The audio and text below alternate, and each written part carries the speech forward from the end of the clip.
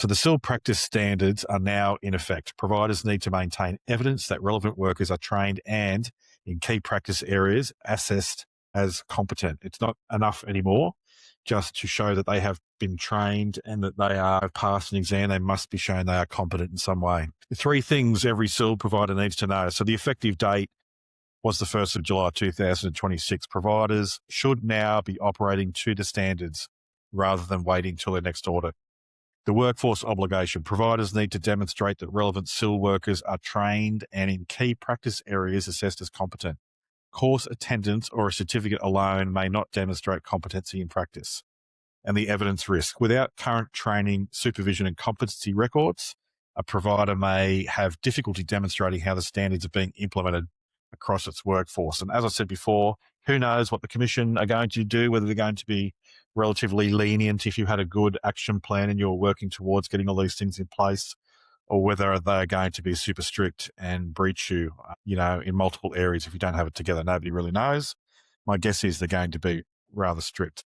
What the SIL practice standards expect of your workforce. So based on the SIL practice standards on July 1, 2026, providers should check the NDIS Commission, obviously, for current standards, but as it stands, training is expected for all SIL workers. So under the safeguarding standard for all SIL workers, not only those supporting participants with behaviour support plans, support workers should be trained on de-escalation techniques, trauma-informed practice, positive behaviour support, cultural safety.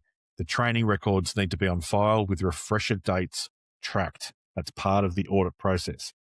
So trained and assessed as competent. Under the practice governance standard, assessment outcomes, not just attendance, must be evidenced.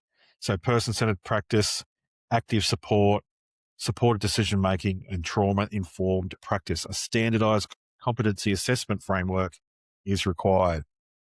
Workforce evidence providers should be ready to produce training registers, a current register of who has completed what and matched to the SIL practice areas, certificates per worker, completion evidence held in individual worker file, retrievable on request, 100% will be required at audit, refresher dates tracked, so foundation and refresher training with due dates monitored, not a one-off completion piece, competency assessment records for the key practice areas, workplace observation, supervision discussion, or record review outcomes, and supervision linkage, the training connected to supervision notes and practice governance oversight. The 14 modules. So a practical evidence-ready way to train your team is what we've put together. It's online, it's self-paced, it's mapped to the 4 SIL practice standards domains, and it's available immediately. People are rolling through this training and getting assessed right now.